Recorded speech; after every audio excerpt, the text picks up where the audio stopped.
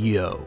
Greetings ladies and gentlemen, and welcome to part 2 of the DeviantART Iceberg by Nora, who once again I must thank for not only creating this iceberg, but also for creating a very detailed Google Doc with tons of extra info on all of these topics. With all that said, grab a snack and drink, get comfortable, and let's dive right back into the DeviantART rabbit hole.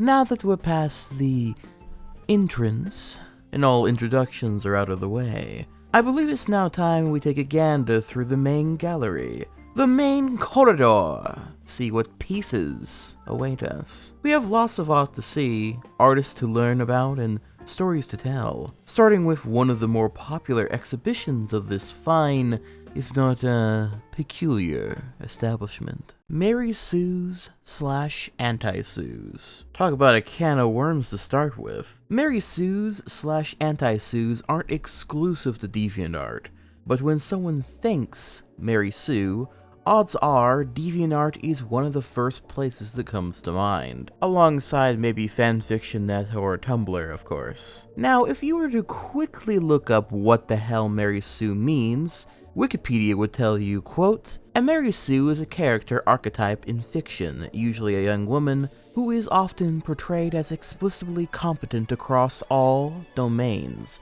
gifted with unique talents or powers, liked or respected by most other characters, unrealistically free of weakness, extremely attractive, innately virtuous, and or generally lacking meaningful character flaws. A Mary Sue is often an author's idealized self-insertion and may serve as a form of wish fulfillment," unquote. Now, the character can also be a male, mind you, and they are often referred to as Gary Stews in those cases. The actual term itself dates back to the Star Trek fandom of the 70s, in which a writer named Paula Smith became very frustrated at the sheer volume of girls who sent in letters saying that they wanted to date Captain Kirk and be part of the Starship Enterprise, to the point she officially published a parody article featuring a character named Mary Sue, a good-at-everything girl who falls madly in love with Captain Kirk and saves the day.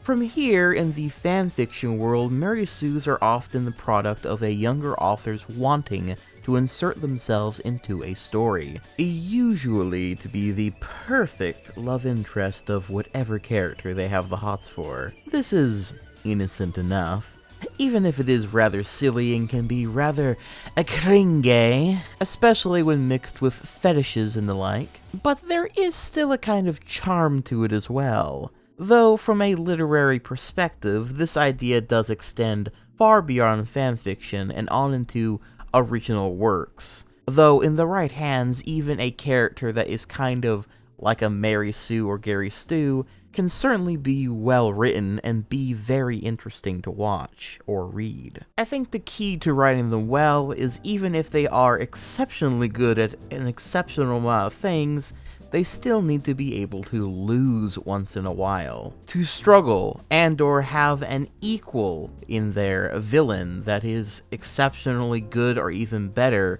at those things than they are. If they are good at like literally everything and they never struggle and they always win all the time, you get a character like that of Rey from the new Star Wars trilogy, where she is consistently good at everything she does or touches, and never really struggles or loses at all, and it just makes for a less engaging experience when there is no real struggle, flaw, or thing that the character cannot do. Now, all that being said, Mary Sue's in the context of DeviantArt is very similar, but more often than not refers to an OC with an often very overly complex design, an absurd list of powers, and seemingly every positive trait under the sun. Anyone who has been a part of major DeviantArt fandoms like MLP, Sonic the Hedgehog, Warrior Cats, etc. is sure to have seen a fair few Mary Sue OCs in their time on the web. Ask for anti-Sues, well, I suppose the name kind of gives it away. Anti-Sues are essentially the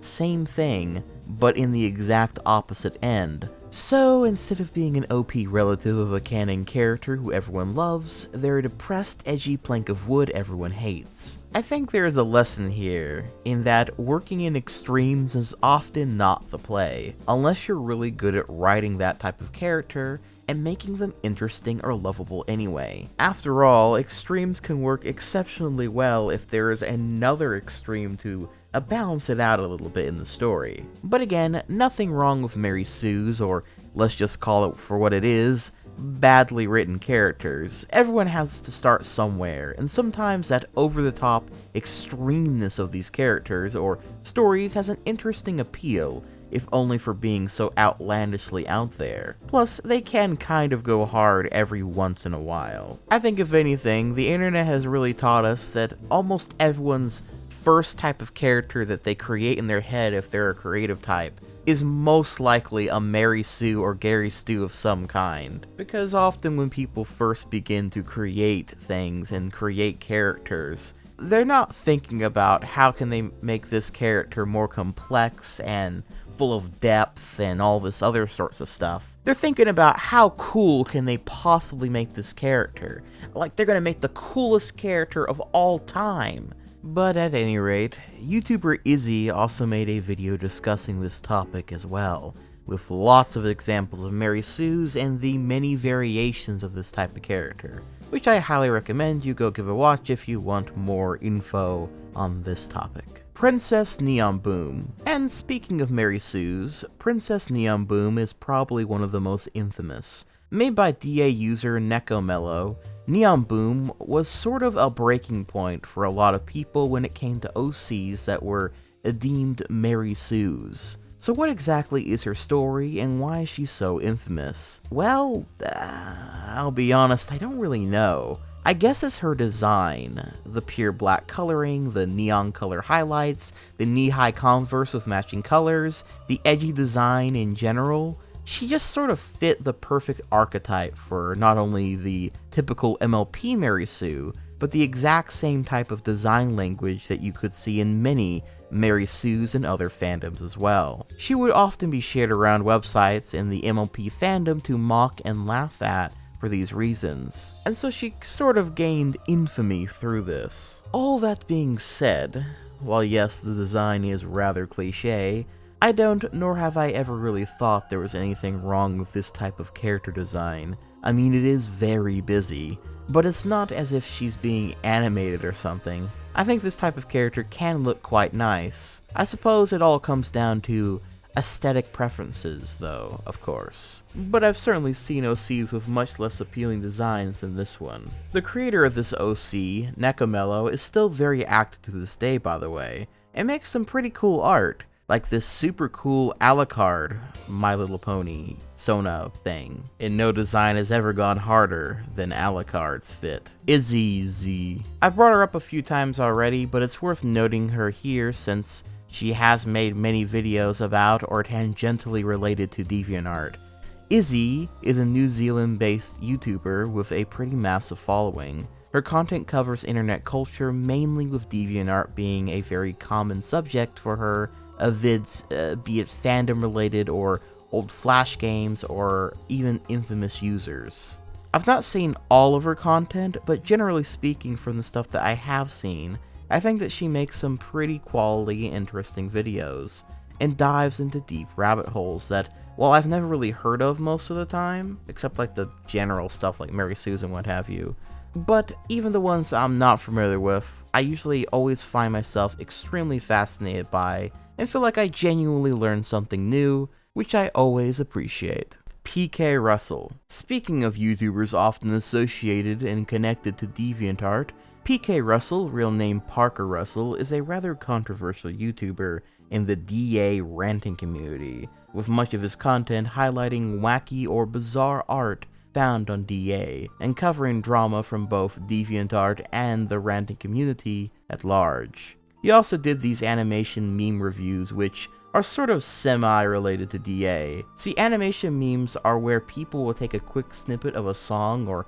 clip from something and do a basic animation to it, usually with their OC, to match the meme and beat of the song. They vary a lot in quality, as you might expect, and PK Russell reviewed quite a few of these, typically highlighting the most cringe or more amateurish works, which yes, did mean he was mostly shitting on random teens and children trying to animate something without much knowledge over how to do any of it. Now, I'll be frank, I've never really been much of a fan of PK Russell personally. I think I've seen 2 or 3 of his videos across my time on YouTube, mostly because I remember them being kind of boring, as I thought his commentary was super basic and not very insightful or funny or entertaining or worthwhile listening to in the slightest. Harsh words, I know, but I must be honest. However, putting that aside, PK Russell has managed to get himself into a ton of infamy, with a lot of it coming from just the type of content that he made. Again, that being targeting younger creators and putting them on blast, mainly just to mock or bully them.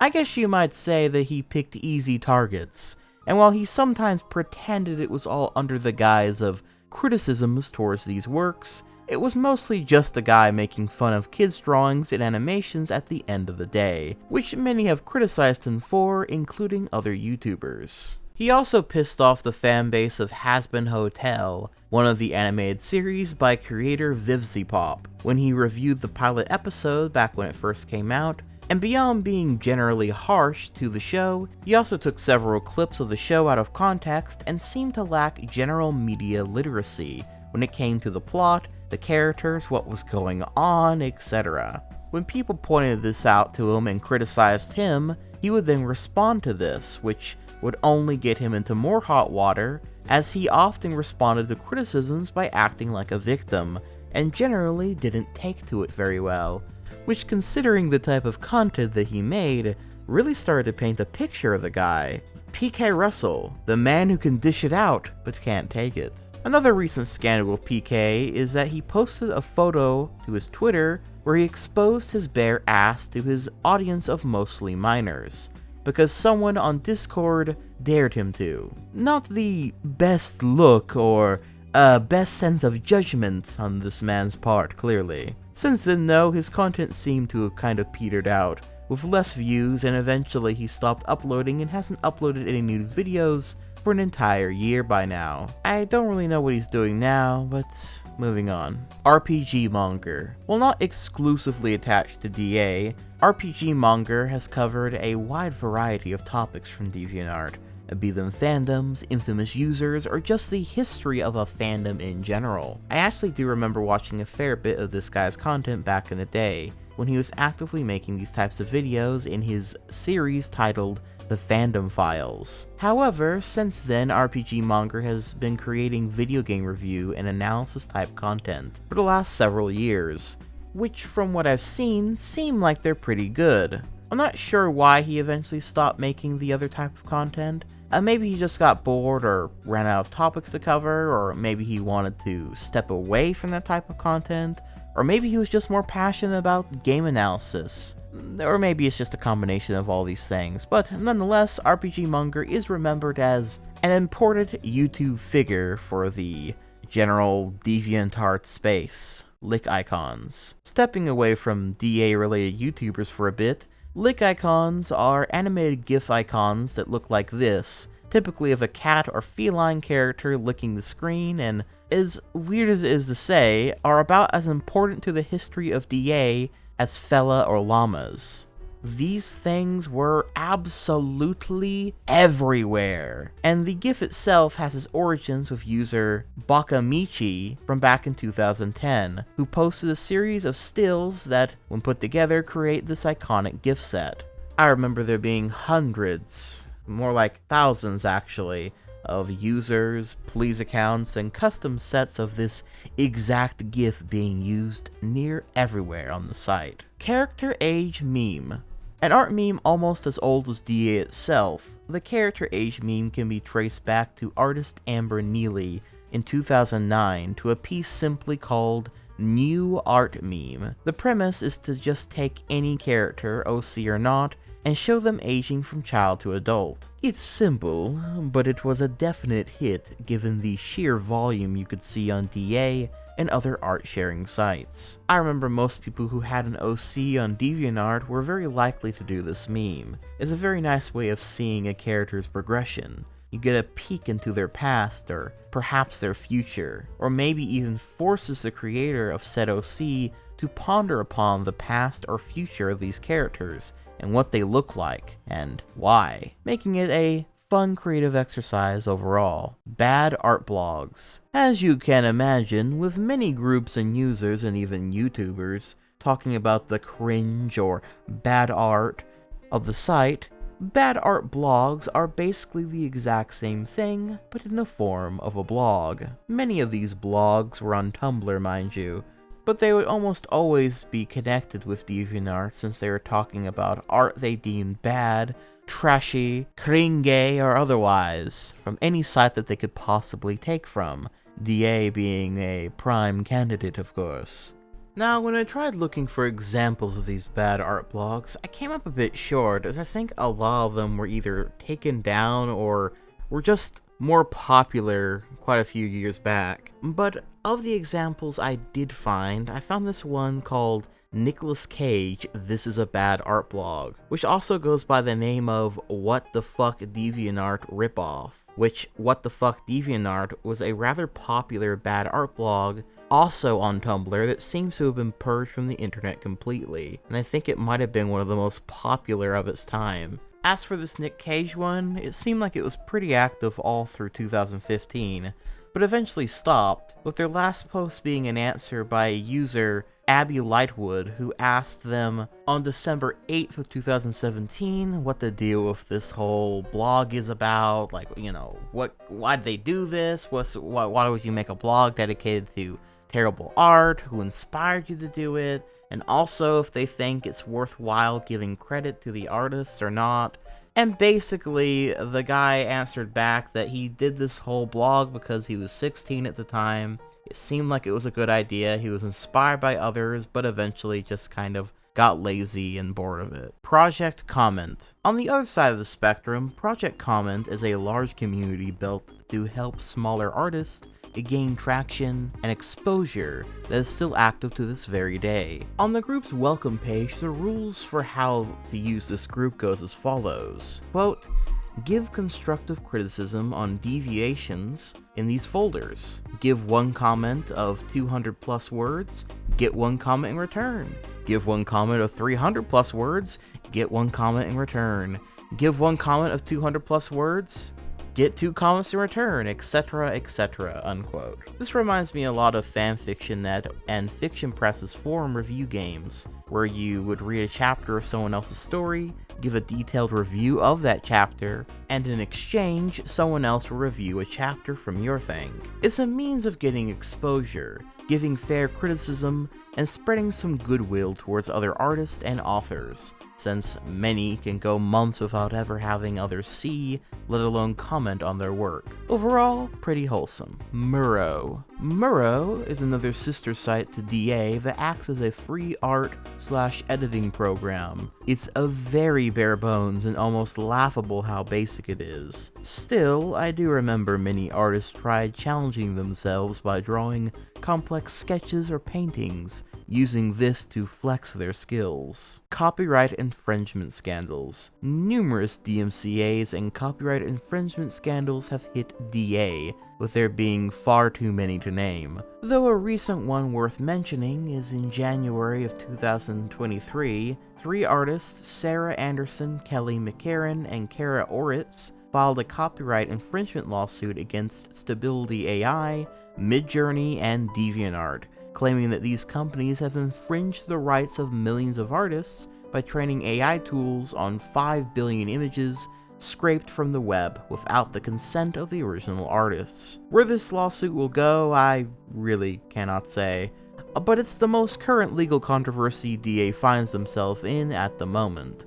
But while we're on that topic, AI art controversy. The site recently, as of November of 2022, implemented a new feature called DreamUp, an AI that randomly generates art based on text prompts. Now this has people upset for quite a few reasons. The first is art theft, since the way that these AI art generators work is they need a source. They can't just make an art style out of nothing after all.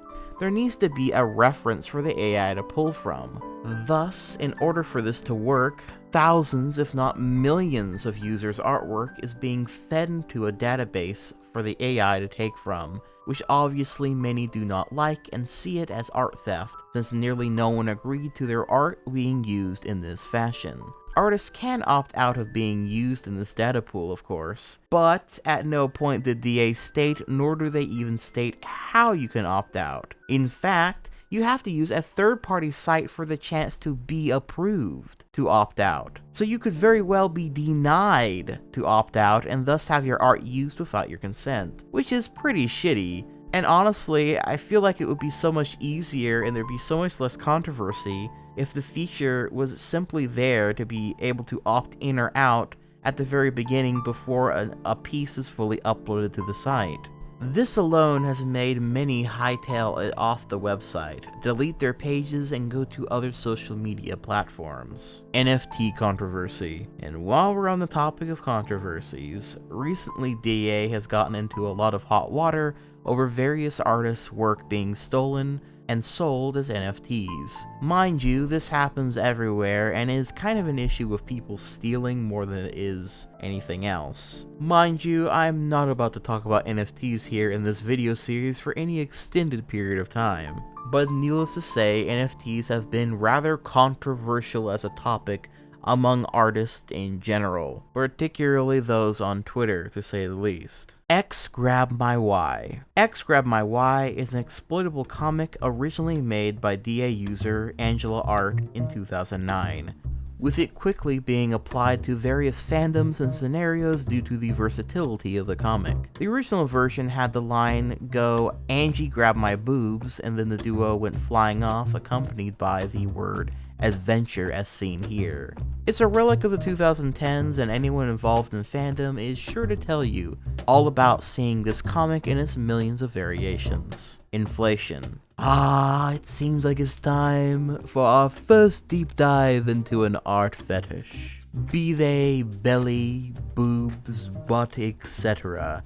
Inflation is a fetish that involves inflating of the entire body or a single body part. Many argue that the fetish is a byproduct of our evolutionary reaction to larger butts and the alike. However, there is also many that seem to enjoy the idea of inflation because it's kind of a fat fetish light. That is to say, a character can inflate to cartoonish sizes, but then deflate back to normal after. There's also a hell of a lot of people that love seeing a bike pump inserted into one's mouth or other places, and then inflated like a balloon, this being quite the popular scenario in this fetish. Now, the funny thing is about fetishes like these is you always have to ask yourself if it's always been a thing, or if there was some kind of catalyst for it at some point in time. While I think it's impossible to pinpoint an exact origin point for most people's fetishes, especially since most people's first exposure to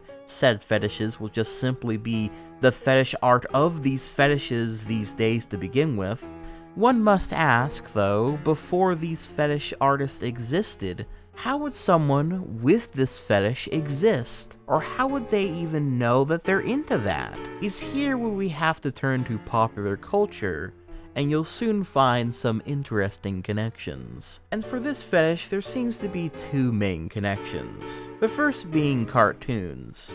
Within cartoons, there are many times where a character will inflate and deflate like a balloon, usually for comedic effect. However, this second source actually comes from Willy Wonka and the Chocolate Factory, with the character Violet, where she swells up like an anthropomorphic blueberry after eating an experimental chewing gum consisting of a 3-course meal, which was tomato soup, roast beef and baked potato, and blueberry pie with ice cream. And sure enough, you will find many examples of this exact scenario playing out in inflation fetish art, which is pretty telling to where the idea might have first came into their head. Anyway, while this fetish has been around for a bit, I'd say DA was a prime spot for finding loads of art of this variety. And no matter what fanbase you were a part of, you were bound to see art of one of your favorite characters expanded into a balloon-like shape. Saburo X. Active on both Twitter and DeviantArt, Saburo is one of the most well-known artists doing hyperpreg or pregnancy that far exceeds the limits of a normal pregnancy, which you can see here. I suppose it goes without saying, but inflation, pregnancy, hyperpregnancy, and fat fetishes have a fair bit of crossover since, I mean, at the end of the day, it's just another premise for why someone is growing larger and more round in shape. Their clothes not fitting as well as they did before, etc. Even if there are some specific kink-related differences, I suppose. There are some flavors of vor that are also connected with this as well, but we'll get to that in a bit. April Fool's events. Many site-wide pranks have occurred come April Fools, be they art-themed events, a site quirk, or even changed layouts. DA has made this a tradition, and you just really never know what they're going to do each year. I remember one year in particular involved them changing everyone's icons to Twilight characters, which at the time freaked me out since I thought my account was hacked at first. I also remember I had this dumb hipster friend who hated everything popular, which meant he hated Twilight, and regardless of your feelings on Twilight, he hated it so much that he decided to make it half of his personality. Looking back, I think I was only ever friends with him because he also liked Star Fox. But anyway, you can imagine he wasn't very happy that his icon was changed to Edward Cullen. And I kid you not, he made 10 different detailed journal rants about how fucking mad he was at this April Fool's joke before the day was done. That he felt violated and that for a website about creativity that they are taking away his creative identity as a hipster by making him adorn the face of Edward Cullen. And then after the whole thing was over, he decided to talk about it for like the next 2 weeks. Anyway, DA has been doing this for years, and it's always something to look forward to if you're a consistent member. Bases versus pixel dolls. I mentioned bases and the like in the last tier, but it's worth bringing up that bases and pixel dolls have two very dedicated fan bases, and are often at war with one another, and accuse the other of being illegitimate or even a form of art theft. But at the end of the day, it's just a bunch of people getting upset over who truly is the best or most legitimate at drawing hairless naked anime characters. So moving on. OC, do not steal. Now a meme, it was once commonplace to put do not steal when posting drawings of one's OC, usually in the description of the piece. While sometimes used literally to discourage fellow artists from stealing an artist's original character idea, these days if you see this on OC art, it is often used ironically to caption a picture of a character either obviously copied directly from an existing piece of pop culture, or so sloppily rendered that no one would want to steal to begin with. Or maybe it is used on an actual effort OC, but it's just there because it's such a popular line to use and it's thus still ironic. Art tracing. Tracing is used to transfer an image into line work from photo or artwork. Basically, you take a photo or a sketch or whatever and you place your tracing paper over it and draw the lines that you can see. It's one of those art industry things, and often when people draw something, be it digitally or traditionally, they will start out with a sketch before then inking it in by tracing over the sketch with cleaner lines. However, art tracing, when we're talking about DeviantArt and general art discussion, is more often than not referring to the practice of someone else tracing someone else's art in an attempt to claim it as their own. This is almost always eventually found out though, and generally art tracers are massively dunked on for effectively stealing another person's art and not using their own skills to draw that cool pose or angle. Though do note that this is different from using someone's art as a reference or possible inspiration. And there are many people out there, including people who make bases, but also people who take photos of themselves or whatever, that are meant to be used as a starting point, be that for tracing, for sketching out basic shapes, or just as a reference for your own drawing. But art tracers and people who are called art tracers are usually people that take a finished piece of art and trace over it. Adoptables/OCs for sale. The concept of selling OCs to others started on DeviantArt, with the general idea being someone designs a character and you pay for ownership, and thus you're able to draw that character. Of course, I suppose that wouldn't stop someone from stealing someone's design for an OC rather than pay for it, but generally speaking, if you're deep enough into OCs and DA culture of this kind and even consider buying an OC,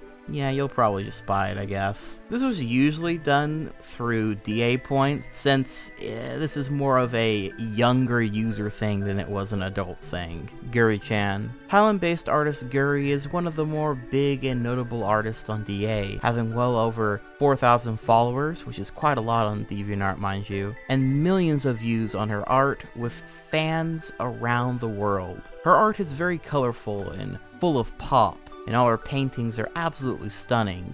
For me, it almost gives me this strange sense of nostalgia. I particularly like this piece entitled Dark Angel Lilith, as well as this one entitled Zelbani Protector Tima. Sadly though, fans were utterly heartbroken upon her death in 2015, and many to this day visit the page to pay their respects to an amazingly talented artist taken too soon from this world. Rest in peace. I Hate DeviantArt, from YouTuber I Hate Everything. I Hate Everything is a New Zealand-born English commentary YouTuber known for his rants on social media, movies, games, memes, and other such topics. He is best known for his I Hate series, where he mingles hyperbole with his own thoughts to deliver comedic social commentary. He's been around for a while, and as a YouTuber is quite influential. In fact, far more than I think most people even give him credit for. All that being said though, his I Hate series was quite controversial, as many missed out on the whole hyperbole part of the series. And regardless, a video entitled I Hate Insert a Thing is bound to get some negative attention, especially from those that will never even watch it and will see the title and just go and bitch about it in the comments and give it a dislike. And by far one of his most infamous of the series was I Hate DeviantArt, which was met with almost immediate backlash, with people completely missing the joke of him playing a character and thinking he's being dead-ass for real serious. Many responded negatively, saying that he was bullying young artists, and others said that he was just making fun of people for no reason, despite the fact that much of his criticism was actually pointed at delusional/pretentious artists more than anyone else. In a follow-up, he showed that user Minor Light took such offense to the video and being featured within it, albeit for a very small segment, that they ended up deleting their account. I Hate Everything would then release another more updated version in 2018, and even did a reading of a particularly bad fanfic on DA called Hope. Overall, this is just one drop in the bucket in the sea of videos critiquing, /poking fun, /mocking DA and its user base. But a popular one nonetheless. Eds World. Eds World is an animated series by British cartoonist /web personality Ed Gold. According to Wikipedia, the series is about, quote, the misadventures of a group of young adults, or morons living together in a house somewhere in the United Kingdom. Ed is an artist obsessed with Coca-Cola, Tom a jaded nihilist who lacks eyeballs, Matt a dim-witted narcissist, and prior to his departure, Tord, a trigger-happy Norwegian addicted to hentai. The series is generally episodic and typically has little continuity between episodes." Unquote. Eds World is quite popular and very influential, and as far as its connection to DA goes, an official DeviantArt page would be started by the crew to post general behind-the-scenes stuff and small comics set within the Eds World universe. Sadly though, Ed Gold himself would pass away from infection following complications from cancer, and many took to the DA page to mourn his death, with many still visiting to this day. Rest in peace. Beagletsune. Not as active nowadays, many Zelda and Earthbound fans will know her by name, having numerous pieces showing T-Link, that is Tetra X Link. Wind Waker fans are sure to be familiar with her art and how prolific her work was in the scene. Actually, while we're on the topic, it might be worth mentioning that on DA, especially back in the early days, no matter what fandom you were a part of, there was bound to be a few artists that were the most popular, made the most amount of art, or played into a specific niche, fandom, character pairing, or otherwise. And I even remember certain fandoms being much more small, or at least the artists for said fanbase being much more few and far between. And thus, those who were drawing art in these fandoms became very important, and in some cases influential enough that their art styles would become connected with the franchise itself, and anyone else creating fan art for said franchise may take inspiration from their art style. These days, I feel like it's so much more rare to find something that is truly obscure, that only a few artists control the entire scene, but it still can happen, I suppose.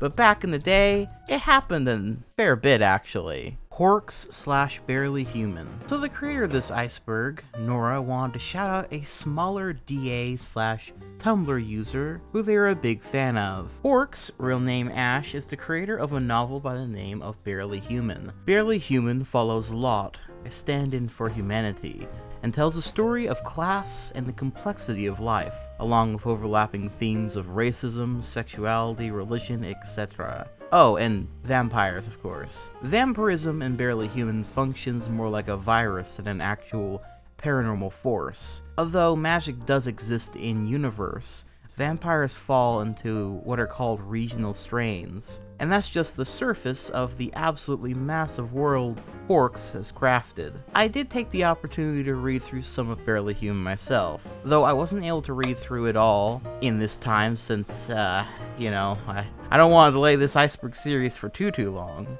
But from the parts that I've read, it seems like quite a well-written and interesting story, and from what I've been told is full of complex characters with individual arcs. Barelyhuman, as a whole, currently has 2 books, a near endless amount of art of the characters, and plenty of lore from Horks themselves, and Nora highly recommends giving the books and Horks Tumblr page a read. Archie Sonic communities. The Sonic fanbase is one that is actually made up of like 300 smaller fandoms/communities, all engaging with one another, with tons of crossover as well as clear divided lines.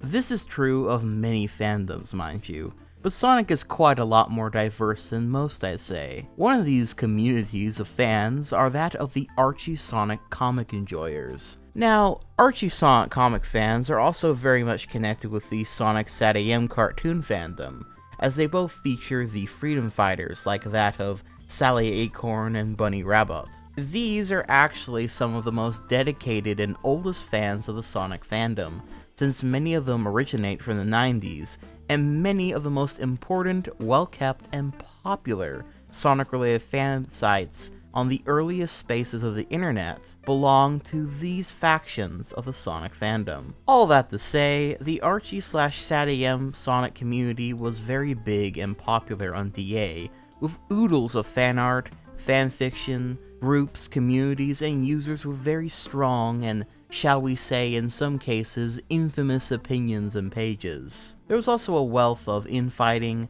ship wars, and all-around chaos on DA, surrounding this community. And in fact, I actually made a 5-hour video on one such figure, though he isn't just tied to DA, by the name of Richard Kuda, or Sommanic as he was known back on DeviantArt and many communities he was a part of at that time. I highly recommend that if you're into old internet drama, fandom wars, fandom passion, and hearing the aftermath and story of someone who has hit rock bottom and came back out the other side a better man today, that you give this one a watch. But enough shilling. Anyways, there was also a fairly large community that was dedicated to hating, shitting on, or generally being anti-Archie Sonic or SatAM, which also caused more fandom wars, and to this very day, I often see people who wish or want to see the Freedom Fighter character show up, or at least be referenced in the new Sonic games, comics, etc., and a separate group that is also dedicated to trolling those same people.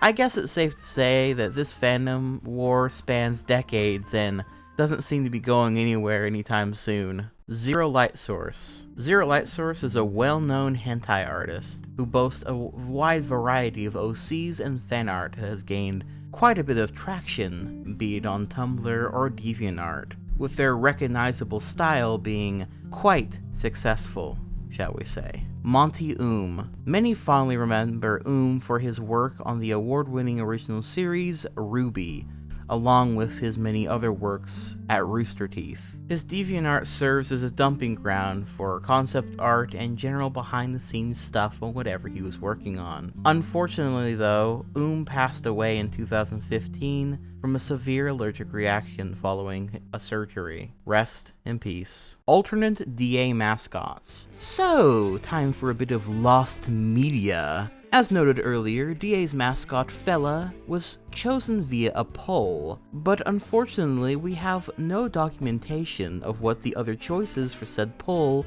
even were, or what the vote percentage was for that matter, leaving a very big part of DA's history completely unaccounted for. What did the other mascots look like? Did Fella win by a landslide, or was there another serious contender? We unfortunately may never know. Kyanami. Now this is a popular user. Kyanami has been on DA for 9 years and has nearly 60,000 watchers, near 13 million page views, and over 1,000 pieces of art to their name. Most know her for her abundance of Pokemon fan art, but her main claim to fame is that she became a storyboard artist for Disney, storyboarding for the mega popular shows The Owl House and Amphibia. She still occasionally uses her DA page for her Pokemon fan art, particularly Team Rocket flavored Pokemon fan art, as well as an outlet for behind the scenes content and looks into the shows that she works on. From fan artist to full-time storyboarder, character designer, and even director at Disney Television Animation. Kyanami is one of those people that many look up to and see as an inspiration,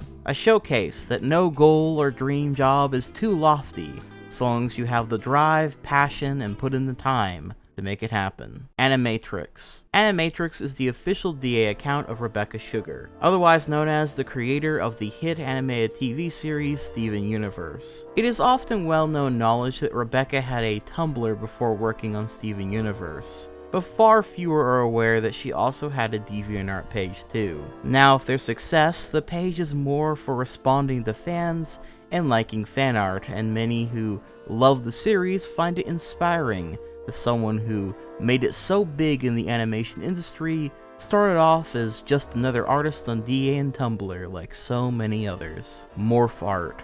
Closely related to pregnancy captions, which we'll get to later, but can include any number of fetishes, Morph Art is simply any given picture that's been edited, usually in Photoshop, to match whatever you fancy, I suppose. Be it a big belly edit onto someone, or big boobs, or something of that sort, or someone edited to look like an animal, like a cat or a dog or a fucking cow or something. This, for obvious reasons, can lead to some pretty uncanny results, and speaking personally from the few that I've come across, gives me some majorly bad vibes. Nintendrawer. As the name suggests, Nintendrawer is a Nintendo-based artist, but rather than being the standard fanart page, they've essentially crafted a pretty in-depth domestic AU for the various characters of the Mario universe. Now, for those who are not familiar with the term domestic AU or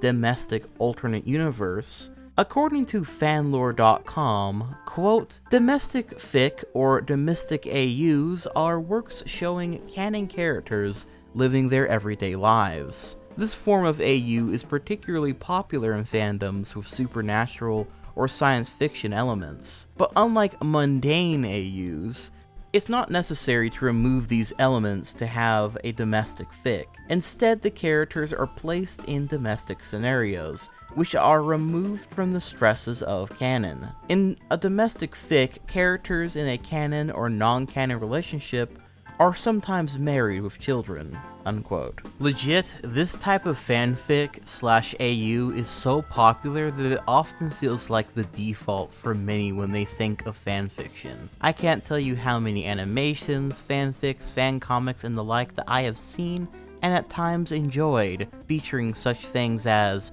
what if Sonic and his friends all lived in the same house? I can't tell you how many fucking times that exact scenario has been played out. Or the Star Fox team and the Great Fox mucking about.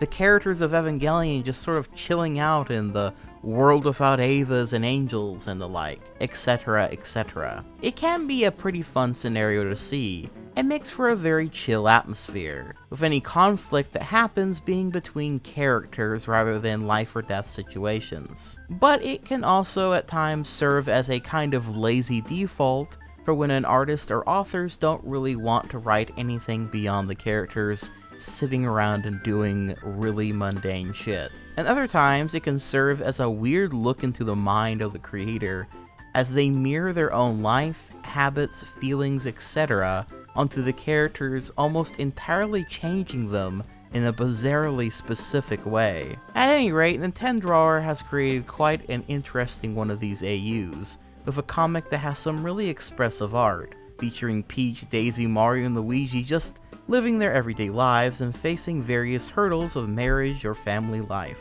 Their style immediately pops out to many as it's very similar to the old style used in Nintendo Power in the 90s, which many find to be quite nostalgic. Add that with some unique characterizations to the cast, like Luigi being the shy but confident dork, Wario being a childhood bully to Mario, to even Daisy as a rough and tumble farm girl, makes the characters similar enough to the games but recontextualized and just interesting enough to stand as their own interpretations of these iconic characters. Nintendrawer has nearly 7 million page views, and she's been crafting this comic and drawing Nintendo characters all the way back into 2007, with now over 1,000 pieces of art to her collection by now. Truly a prolific artist on the site, well worth mentioning. Hetalia fandom. DeviantArt in its prime was host to one of the largest collectives of Hetalia fans, being second only to Tumblr at the time. Now, for those who aren't aware what Hetalia is, according to the Hetalia Archives, a wiki dedicated to the fandom and series, quote, Axis Powers Hetalia is a webcomic later adapted into a manga and an anime series by creator, I'm going to definitely butcher this name, Hidekazu Himouruya. The series presents an allegorical interpretation of political and historic events, particularly of the World War II era, in which the various countries are represented by human-like characters. Hetalia is a portmanteau, that means a word blending the sounds and combining the meanings of two others, for example, motel from motor and hotel, or brunch from breakfast and lunch. Combining hitare, Japanese for unreliable, and Italia. This is to make light of Italy's apparent cowardice during World War II and overall character, unquote. This fandom was unbelievably popular back at its peak. We're talking Homestuck levels of popularity. I can't tell you how much fan art, shipping and shipping wars, and non-stop fangirling was going on over this show. I only ever saw a few episodes of it back in the day out of curiosity, and I sadly enough don't really remember what I thought about it, but I must have not thought it was all that great if I didn't continue. All the same though, this was a very popular fandom on DA, and you were sure to see lots of groups, fans, and fan art of this fan base, with some examples being Parcel Pensart. Pars was a fairly popular artist in the Hetalia fandom, thanks in no small part to an Ask blog that they ran on Tumblr, with the DA page often being an extension of the Ask blog, featuring the ship Nedcan, that is the character's Netherlands x Canada, among other fandoms. Though they are inactive now, their queer positive AU for these characters was once quite popular amongst the fanbase.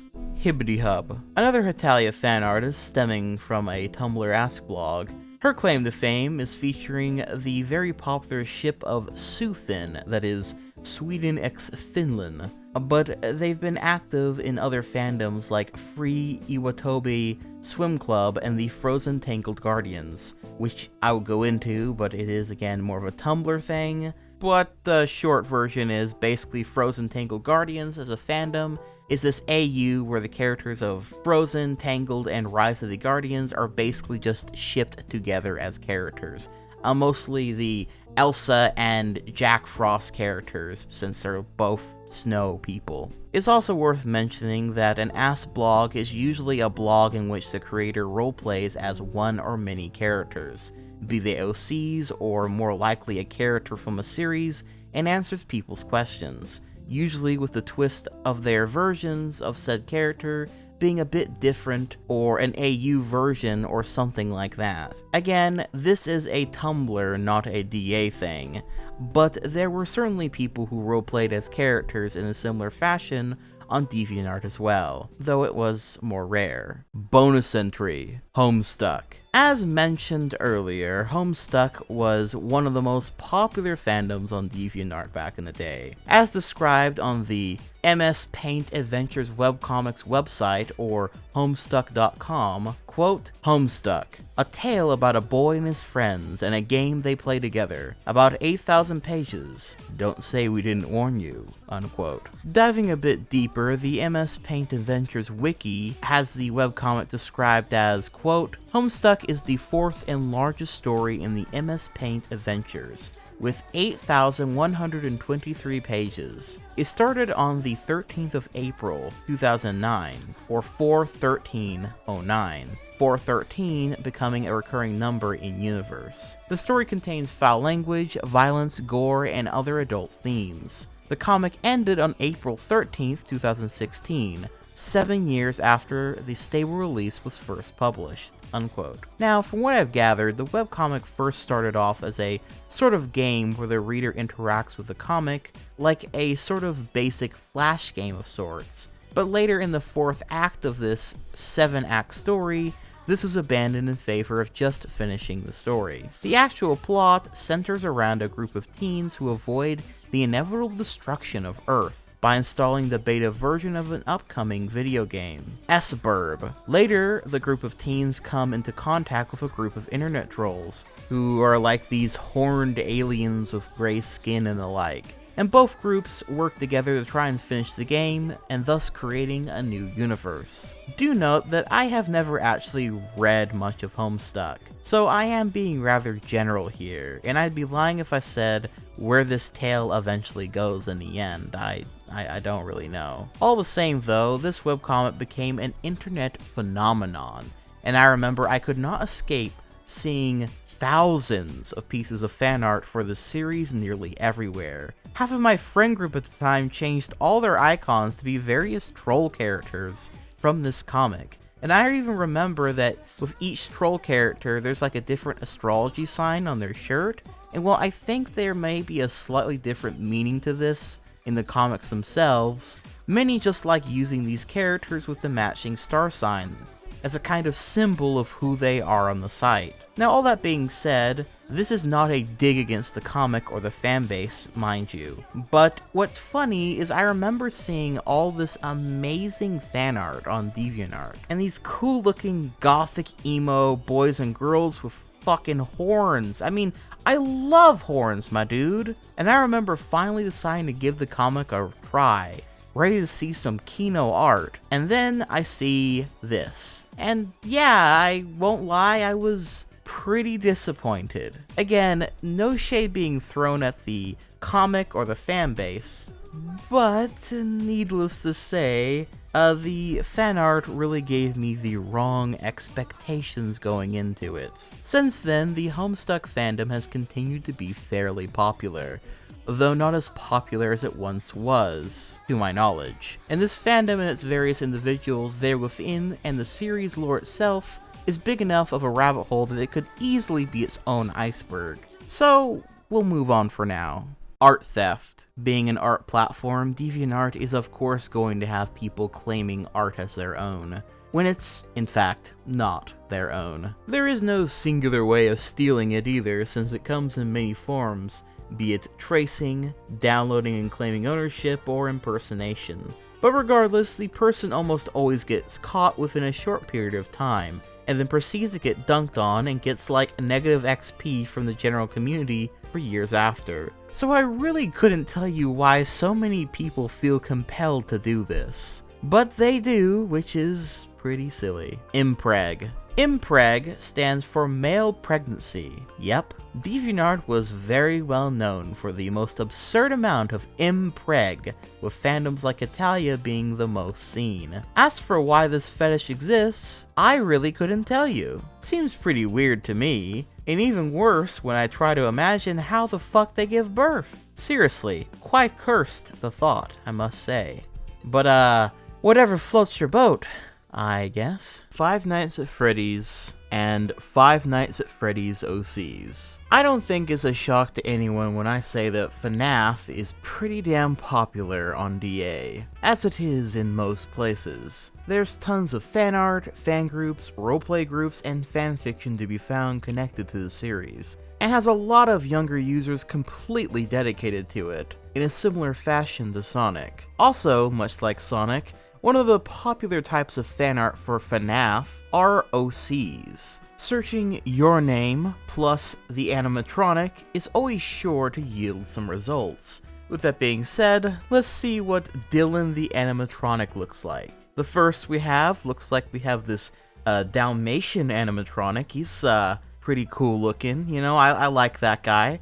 And then we got Dylan the human animatronic, which is you know, it's interesting. He's a guy. And then we got Dylan the Green Foxy from the hit game Five Nights at Gypsies, or Gypsies, whatever. So you know, that's a pretty good selection of Dylan-related animatronics, I'd say.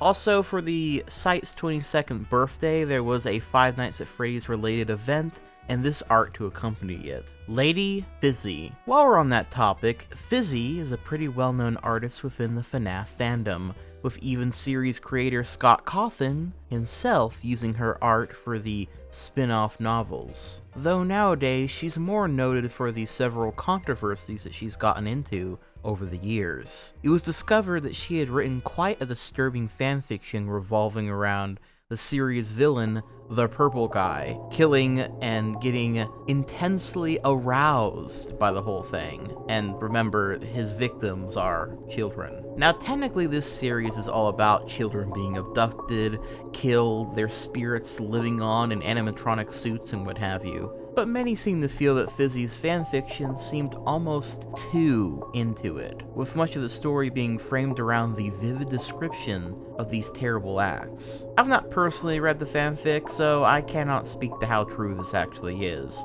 And I've certainly read things before by very, very edgy boys and girls that came off as extremely messed up, but could have just been them being a bad or edgy writer, but who knows. I suppose a series like this, especially with such a young fan base mostly, could attract some bad actors. Ask for if Fizzy is one of them or not, I really don't know, and I'm at no real authority to say so one way or the other. So, moving on. Sparkle Dogs. In the crossroads of Mary Sue OCs and furries, Sparkle Dogs were a very bizarre byproduct of the boom of scene culture towards the mid-2000s, generally being very brightly colored with stylized hair. Sparkle Dogs as a concept is very hard to pinpoint an origin for, but the earliest Iceberg author Nora was able to find was a base made by DA user Coral APTX, as seen here. However, it wasn't until DA user Edward Ellerk 32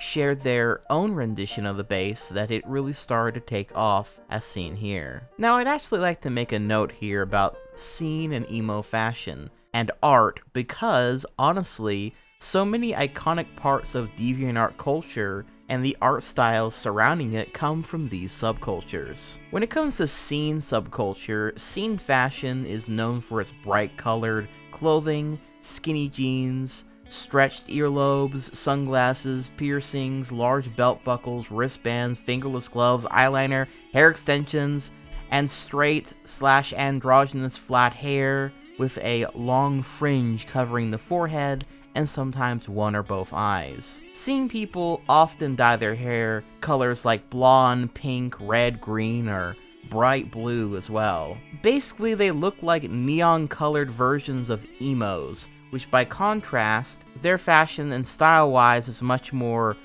darker in color and more gothic and punk-inspired. Emos also have math rock music and MCR, which makes it automatically better than scene kids, but you know, that's neither here or there. All the same though, both scene and emo styles found themselves being a prevalent aesthetic for many OCs back in the day, and honestly even to this day in many ways. RuneJan, truly a relic of DeviantArt. Rune has been on the site since 2003, featuring the telltale style of anime mixed with lol so random. Much of her art revolves around her unique cast of OCs, living their everyday lives with wacky hijinks aplenty. She's one of the site's earliest adopters, and going through her gallery is both looking through her own amazing evolution in her art style, but also a look through the history of the artwork that could be found on DeviantArt through most of its existence, which is pretty damn cool.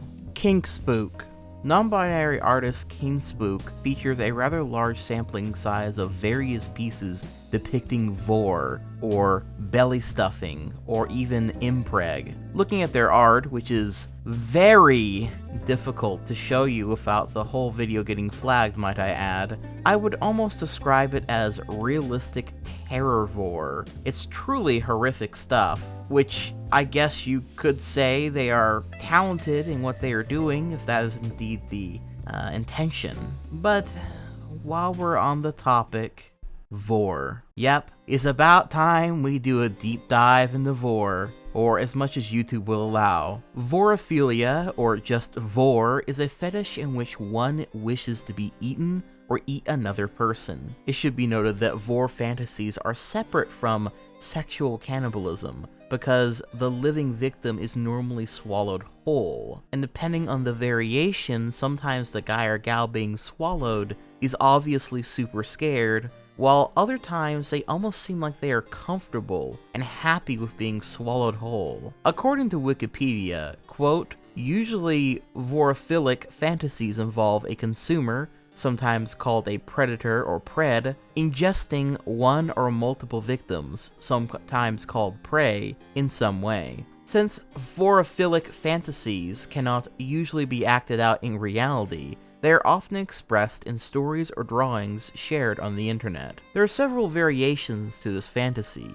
often changing the way the victim is ingested. Typically, when the victim is consumed orally, most of the time it's portrayed as soft vor. The victim is swallowed whole and enters the stomach of the victim, then either is kept there safely or gets digested inside. If the victim is kept safe, also known as endovore, the victim can eventually be let out by regurgitation, whereas if digestion happens, the victim is killed, but may be magically reformed. On the other hand, there's a less commonly seen hardvore, which consists of the victim being chewed and torn apart by the consumer, followed by a more gruesome depiction of digestion. This combination always ends in the victim's death. The sizes of the consumer and or victim can vary as well. Macro/microvore consists of either a shrunken victim or a giant consumer, possibly a combination of both. Same size or larger victim vor is more common, and oftentimes the enlarged belly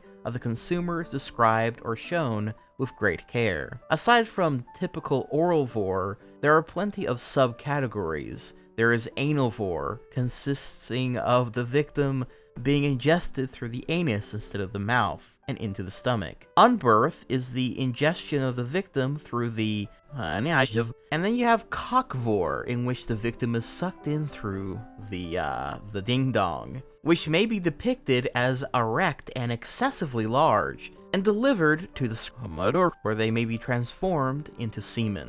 Breastvor consists of the victim being sucked into the breasts, where they may be transformed into breast milk. Besides these main ones listed, there are many other subcategories that may be less commonly seen, but they all more or less amount to the victim being ingested through a consumer's orifice of some kind. Unquote.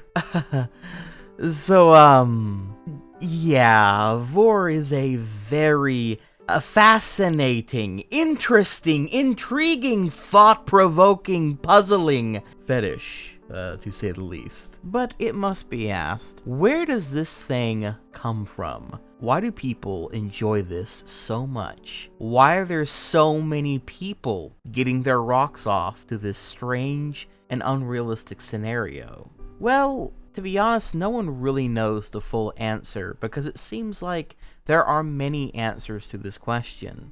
So I checked around and found some people who are into vor answer the question of why they enjoy this type of art so much. One such answer comes from Reddit user Sucky Memberavan. Quote, "For many people, it's a sexual thing, but for a minority of vor fans, including myself, don't have any sexual interest. I've been into it since I was pretty young, like 7-ish. This answer is gonna require a bit of background information. In the vor community, there's a bit of a divide between people who prefer the creature being eaten, prey being digested, and others who prefer to see the prey be spat out or unharmed. I personally fall into the latter category. Yeah, I know it's physically impossible, but whatever. Scientific accuracy is for dinosaurs. The thing about vor that appeals to me is the closeness and intimacy between the two parties involved. I mean, it's literally letting someone inside you, in a weird and abstract way. It's really cute. Think of it as like cuddling taken to the extreme. For reasons I'd prefer not to go into, I was a really lonely kid, so the idea of this kind of intense intimacy really appeals to me. It's bizarre, I know, but that's human psychology for you. I'm probably explaining it terribly, to be honest."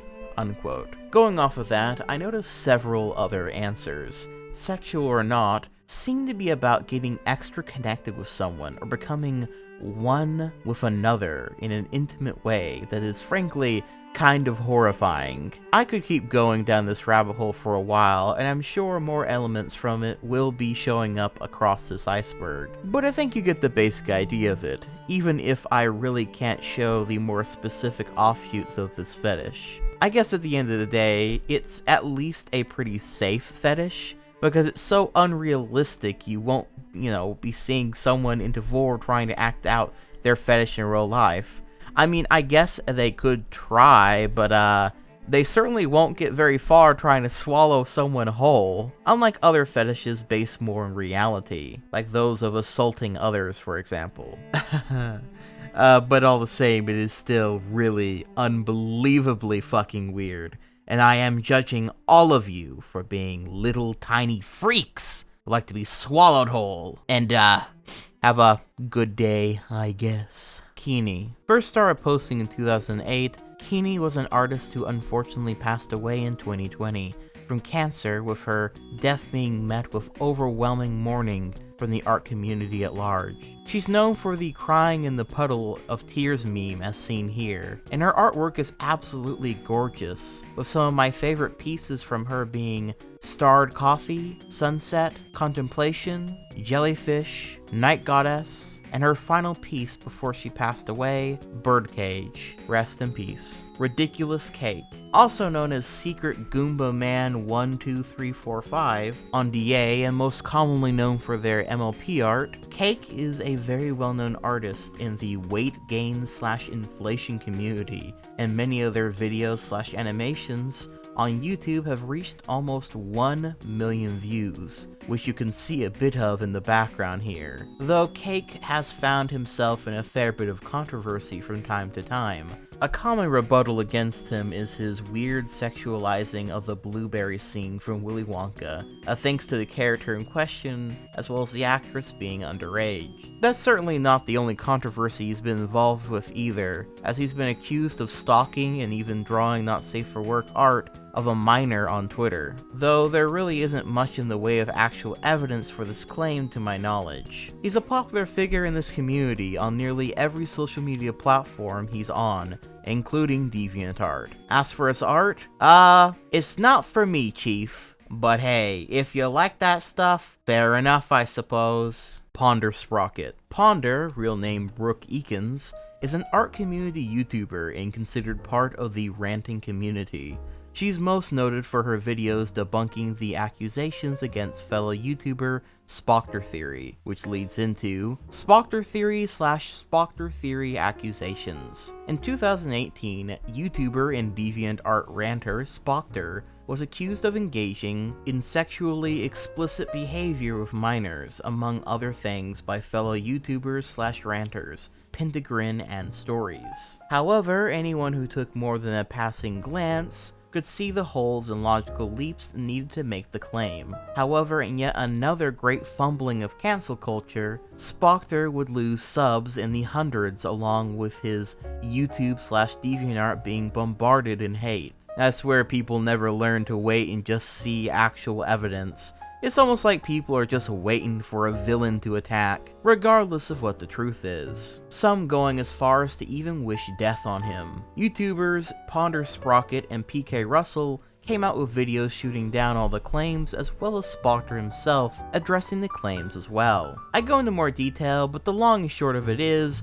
there was no meat to any of the accusations. As for Spoctor Theory as a whole, I'd be lying if I said I really ever watched him or people in his group at all, but from my research and giving a glance over some of his stuff, it seems like he used to be a lot like older channels based around criticizing and ranting about DeviantArt related stuff, where he was rather harsh, and then after the whole accusation situation, he softened up a lot and started critiquing art and others in general in a more constructive manner. DeviantArt Cringe. Another controversial YouTuber, DA Cringe as the name suggests, highlights generally bad or weird art from online platforms, mainly DeviantArt. He ended up earning a lot of flack for his rather lazy commentary and offering no actual criticism and instead just kind of mocking little kids mostly. The channel later rebranded to Cyber Rampage and changed to a gaming channel, though I'm unsure if that was done due to the backlash or if he just got bored at some point, but either way, his views had a sharp decline, like less than 1,000 views per video type of decline, and he hasn't uploaded a new video in 2 years, so it's safe to say the channel is dead and he's moved on to greener pastures. Bun Bear. Much like Rune-chan, Bun has been on DeviantArt since the early days, dating all the way back to 2009. Much of her art revolves around presenting a slice of life series revolving around her various OCs. She eventually moved counts to Z Bun Bear, where she posts new comics to this very day. Digressing NHQ. If you're at all familiar with famous YouTube channel Game Theory, then this name might ring a bell to you. Digressing NHQ, real name Ronnie Edwards, was an editor for MatPat on the channel. But more than that, Ronnie was a big part of the team for the channel at the time, appearing in a few videos themselves, as well as having his own series on the channel named Digressing and Sidequesting. Digressing and Sidequesting had the same tight editing as the main channel videos, and covered such topics as the history of Let's Plays, the fight against lag in MMO combat systems, mechanics and smaller details in games, and in general the series was a fun and informative look at lesser looked at but still super interesting aspects of video games as a medium, historically and mechanically. In other words, the series was kind of a banger. His DeviantArt, while small, was still known by fans, with it mainly being used for commenting on fan art or posting behind the scenes stuff. Unfortunately, Ronnie would take his own life on July 4th of 2018, with fans across the web and especially DeviantArt utterly heartbroken, with MatPat himself also making a video entitled Losing the Battle, where he discusses the news and sadness he feels towards his editor, his co-worker, and his friend, cutting his own life so short. Many people to this day go to both Ronnie's own YouTube channel as well as his DA page to pay their respects to a creator so many loved and looked up to. Bonus entry: Mike Matei, DeviantArt. You know, the guy who made a 6-hour video on AVGN just had to include this bonus entry. So Mike Matei, longtime friend to James Rolfe, the creator of the famous internet series The Angry Video Game Nerd, is a man of many hats. He's a gamer, he's the AVGN series co-creator, he's the guy playing most of the extra characters found throughout the series, he owns at least a 10-inch ruler, and of all the many other things, he also used to be well known as the artist who made the thumbnails / title cards of the AVGN series. Now, these range from, well, not the best, shall we say, to genuinely very detailed and great looking. And he definitely has a style and a charm in the way that he makes these things. Well, back in the day, he used to post all of these drawings on his own personal DeviantArt account, simply named Mike Matei. I remember, as a huge AVGN fan, this is one of the first accounts I followed back in the day, and I thought it was so cool that I could more personally interact with one of the series' important creators. That being said, while you can still visit the account to this day, sadly all the art, both the AVGN thumbnails as well as his original non-AVGN stuff, has been wiped clean, save for except this one where Mighty Number 9 is using Mega Man's head as a bowling ball, which didn't age well, to say the least. There's actually a journal post on his page where he addresses why he took down all the stuff. Quote, "Some of you probably realized I took all my stuff off DeviantArt.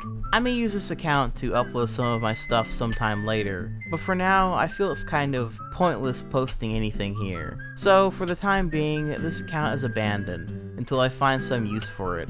If you want to keep up with me and what's going on, you can visit Cinemassacre." Unquote. This seems like a really strange reason for destroying one's own archive of drawings, just because they don't really use it much anymore. But, oh well. Bonus entry: Video game forum discussions. Back to the land of DeviantArt forums.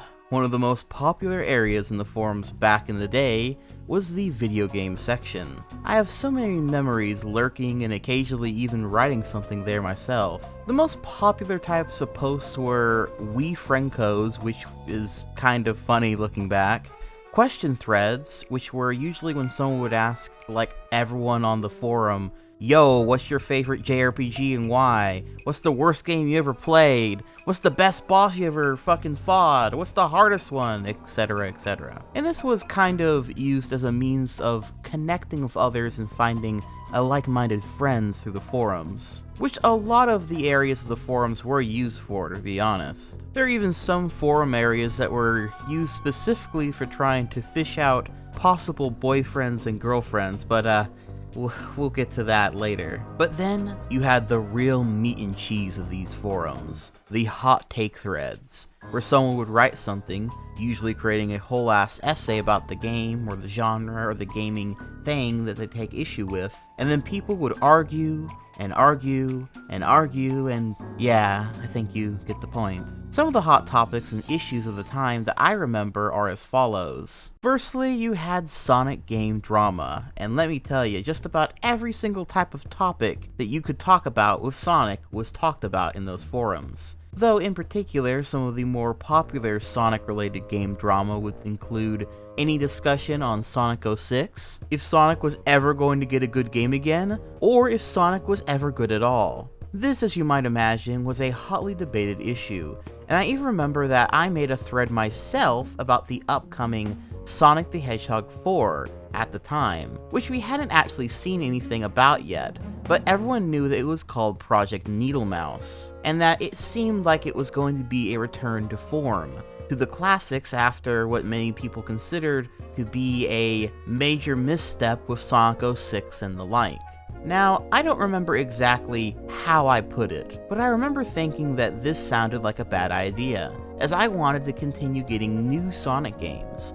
I wanted to see Sonic games get bigger, not scale back, and so I asked why everyone thinks it's such a good idea to go backwards instead of forwards. To which I then got absolutely dunked on. I got called a dumb fanboy who doesn't understand the appeal of Sonic. I was told I was one of the reasons this fandom and this franchise has gone down the shitter, and all sorts of other various such insults. Bear in mind, I was about 14 or 15 at this time, and I kind of remember thinking at that point that, well, if this many people think I'm being dumb, maybe I am. And so, I sort of slinked back into my lurking mode again. A bit beat up, I must admit, after the thorough thrashing that I received. The game that we ended up getting was Sonic the Hedgehog 4, one of the worst pieces of shit Sega has ever published. Who's the dumbass now? Don't you know that I never miss? Even as a 14-year-old kid, I knew that shit was doomed from the start. I win!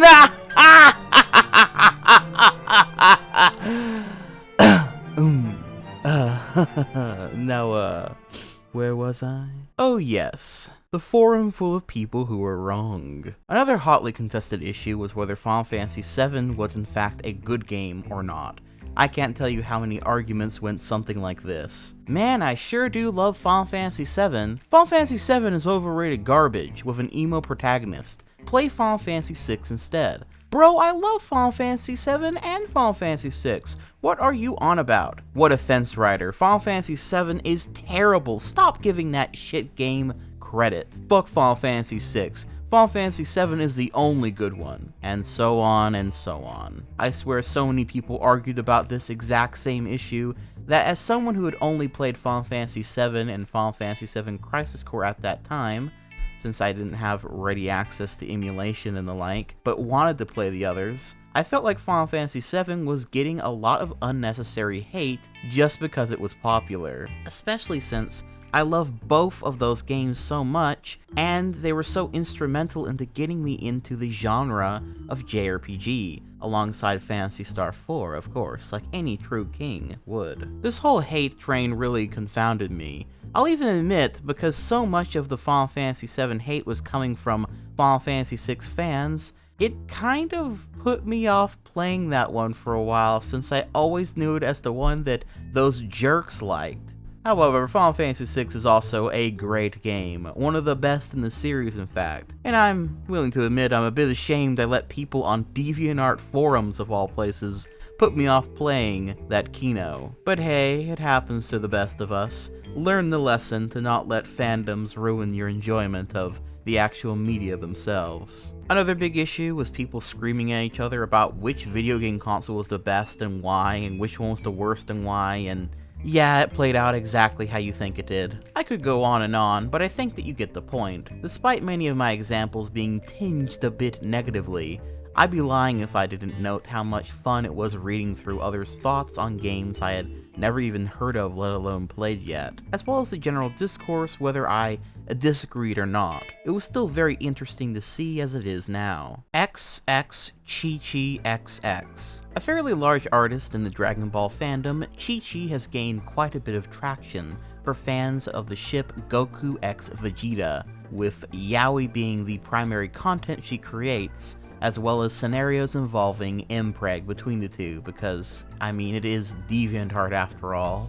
That being said, they also make safe for work art and general DBZ related artwork, and they have the style of the show/manga down to a T, so they are regardless quite talented. Theophilia. Theophilia, or Lover of God one might call them, is an artist who creates these beautiful pieces, these Catholic saints and other various pieces of art showcasing Catholicism, Christian/Catholic symbolism, and super detailed pieces. Their artwork looks like those you would find on a ornate stained glass window. Their page is popular among both those who are religious and non-religious for their objective skill and eye-catching style. ANP Creations /Black Saga. AMP, real name Alan/Jonah, is the creator of an original comic called Black Saga. Taking inspiration from Full Metal Alchemist, Black Saga is set in 2040, following the implementation of lawlessness in the United States. A bioweapon named Ethan braves this hellscape. However, updates have halted as of 2022 due to personal strife in the creator's life. Zootopia abortion comic. Yes, it is time we talk about this. This is probably one of the most infamous and well talked about entries in recent time. So, let's dive right into it. So the Zootopia abortion comic is actually entitled I Will Survive and was created by DA user Borba. The comic is about Judy and Nick, the two main characters of the Disney film Zootopia, a bunny rabbit and fox respectively, and yeah, I'm gonna assume that you've seen that film already. But the two of them are in a relationship here. Judy takes a pregnancy test and finds out that she's pregnant, so she wakes up Nick to tell him the news that she's pregnant, and at first Nick doesn't believe her, but he does realize she's telling the truth, and before she's able to continue her thought, he wraps her up in his arms and tells her this is the happiest day of his life, that he loves her so much, etc. But then Judy puts a stop to this excitement when she says that this wasn't meant to be. Nick assumes that she means that they are different species at first, but then Judy elaborates. The problem is that she doesn't want this child. Nick can't believe what he's hearing, and then he starts asking her why she's saying this, and he asks her to explain why she doesn't want their baby. Judy says that there is no baby yet, that this is just the first month of pregnancy, to which Nick retorts that she decided that this is going to be the last though. So then Judy explains that she thought that there was no way that they could have a baby, and now that she is pregnant, she's afraid that their child might be some kind of freak of nature, and that a baby from Nick might be too big for her to give birth to, which, what a fucking weird image to leave printed in my brain. Anyway, so Nick is hurt that she doesn't want to try, and that she doesn't want to have any children with him. She then notes that there's more to it though, that she also doesn't want it because it will interfere with her career as a police officer, especially since she's getting ready to be promoted to lieutenant, and that she has dreams, and that she's a symbol, and that she doesn't want to throw all that away. Nick is disgusted by this, saying that he thought he knew her, but apparently he does not. She says that he does, and that she does everything for her career, and that he knew this going into the relationship. And yeah, this is all sounding a lot like one of those dumb, terribly written and contrivance-ridden soap operas that have been going on for like 100 years or something. But it's about Zootopia characters, which is kind of funny. But then we get to this big meme shot. Nick says that yes, he does know, and that it seems that she would even kill their baby for her career, to which this ultra dramatically drawn shot is showcased. Judy slapping Nick with all her might. This exchange is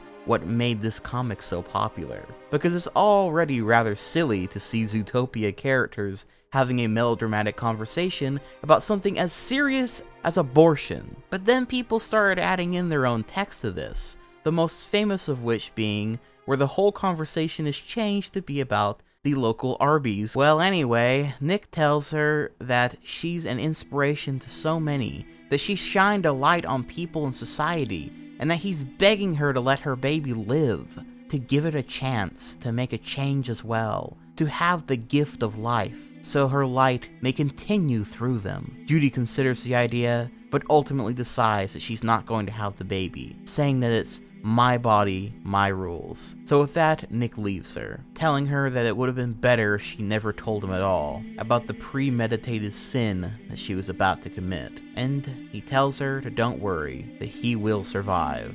The end. So yeah, that's the comic, and it's certainly something. I'm not really in the mood to talk about fucking abortion and all that sort of shit. That's kind of a can of worms I'm gonna try to avoid, my chief. But that being said though, what's kind of interesting about this comic is beyond all the dramatics and everything, this comic single-handedly lifted the user Borba's DeviantArt page to have over 3 million views, and became one of the most controversial comics in the Zootopia fandom, and far beyond it, going into general meme culture and the like. However, some of you may not be aware that it actually has 2 sequels that takes things to a whole extra level. In short, there was a sequel to this comic entitled Born to Be Alive, where Nick decides to come back to Judy after some extended period of time. But she's already replaced him with a new partner, a new female fox, which Nick has an absolute breakdown over, because she's not a lesbian, but I guess she is now, and it's all very soap opera-y and silly to say the least. This being a clear case of fanfiction writing where the core characters are almost entirely gone, replaced with the author's narration and essentially their own set of characters wearing the same shapes as the characters that you are aware of. But then it gets even crazier with the final sequel to this story where Nick is like taking these kids on a tour through Zootopia as like a fucking animal scout or something, I don't know. And Judy is now the mayor of the city. The two meet up, and after catching up, the two seem to be on good terms, letting bygones be bygones. She also meets his son as well. Judy then lamented that there are radical groups, both Prey and Preds, who are, I guess, like Nazis or some shit, and they want to overthrow the government. Then next sees the fox woman from before, Judy was with, and they are married now, and they have 2 adopted kids and whatever. More apologies are exchanged, and they say their final goodbyes, yada yada yada. Anyway, this comic ends with Judy getting shot in the head JFK style. Yep. Before it's then revealed that she was actually shot with a paintball full of cherry jam.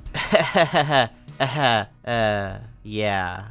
Right, moving right along then. Tori the Wolfie. So for our final entry this tier, we have one of the most bizarre rabbit holes I've come across yet. Tori the Wolfie, real name Sam Brandon Yon Stevens, is one of those users who doesn't just have an ED page dedicated to their antics.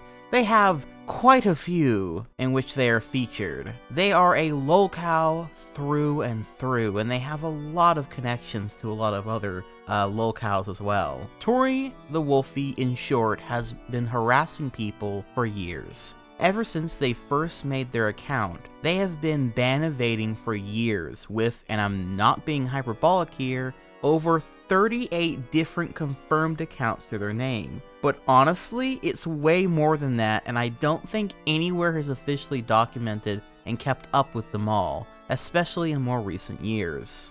Now, I'm going to break down some of this DA drama, but bear in mind that most of my info is coming from ED themselves. But with that said, Tori's drama all started with user Stella Akirath witnessing Tori harassing user Feza Ketsune over a DeviantArt stamp that they deemed to be hate speech. The censored username here is Tori for context. Quote, "Remove your anti-otherkin stamp. It's hate speech. Also, stop being emo, you wuss. Don't eat so much salt, bro. It's bad for your health. You wanna die, little bitch? Nah, man, I'm already dead and in hell. Oh, by the way, come back to me once you have proper insults from me. This is just sad. XD." Unquote. And now for this extra conversation, the first person talking is Feza Ketsune, and then the second person is Tori, and then the conversation goes down from there. I'll try and have some kind of little thing on screen to make it easier. Quote, no? Why should I? It's an opinion. Opinions are like assholes. Everyone has them, but not everyone will like them. As for being emo, it's kind of part of who I am. Sorry, not happening. I am otherkin. You will remove the stamps. I can easily have you erased. Fucking merda puta. You said fucking twice in a row, dude. That grammar, though. I'm the one talking, you white bitch, not you. I'll be watching you. Remember, otherkin and Therian are the same thing, kinda, like Christian bitches and Catholic pedos. Not exactly the same, but whatever floats your boat. Put what you want on your page, like every other human. Did you just call me human, pedazo de merda? Christians deserve to be killed for being against LGBT.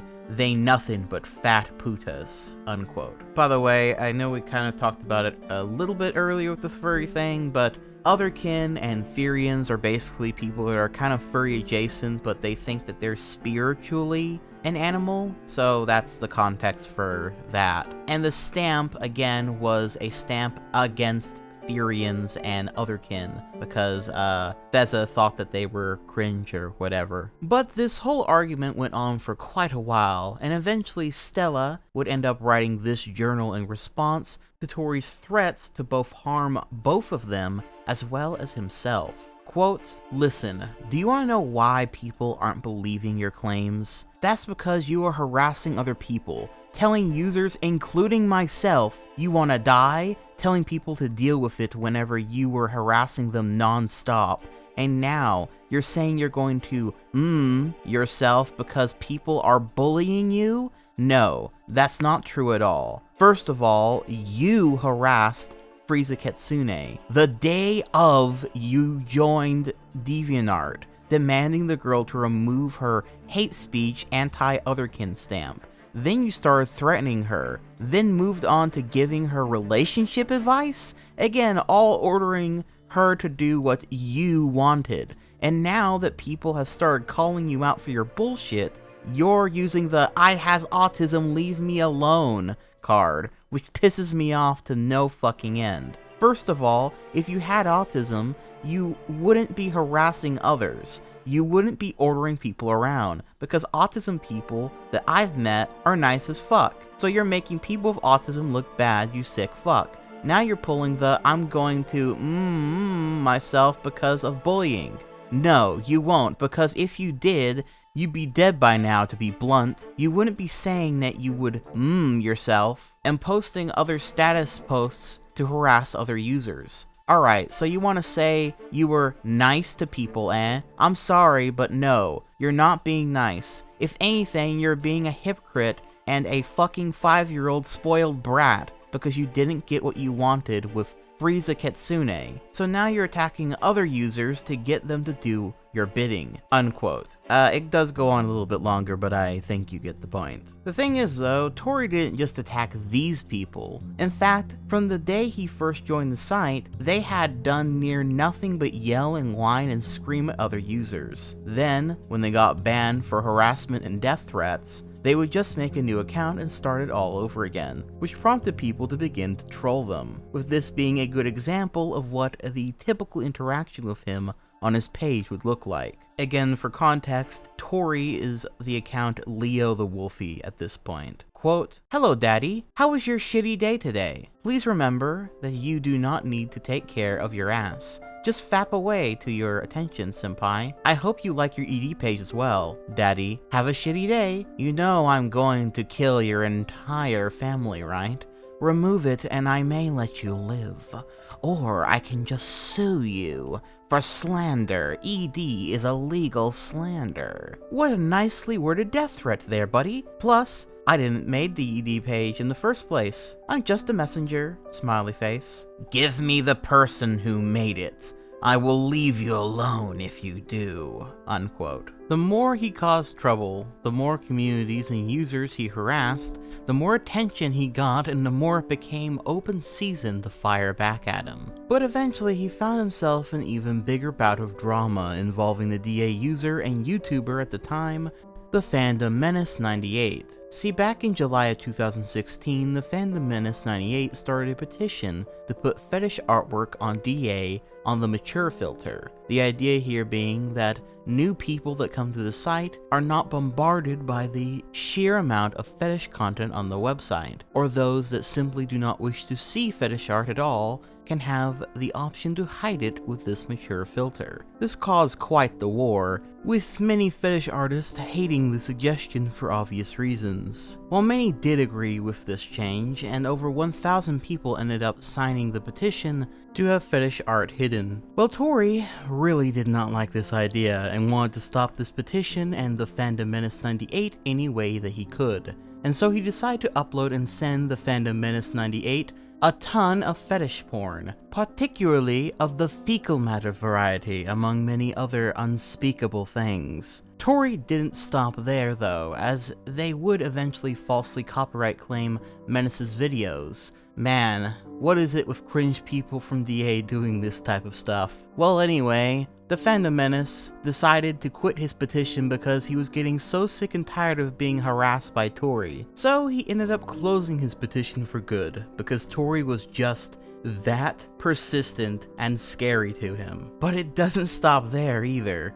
Remember that guy deviantART we discussed earlier? Well, I guess Tori wasn't a fan of that guy making fun of fetish art and the like. And so Tori somehow hacked deviantART's YouTube account, deleted his Gmail account and the like, and a lot of people, for obvious reasons, got pretty pissed off at him for this. And even if DeviantArt Cringe was eventually able to get his channel back and email back, this showed that Tori had no boundaries, no limits to what they would say or do to someone that they dislike. However, all these things, while certainly awful and truly pathetic behavior, is honestly kind of nothing compared to what comes next. Fair warning, this is about to get leagues far worse. So randomly one night, Tori decides to invite his loyal fans and haters alike into one of his Google Hangout conversations, which had happened a few times in the past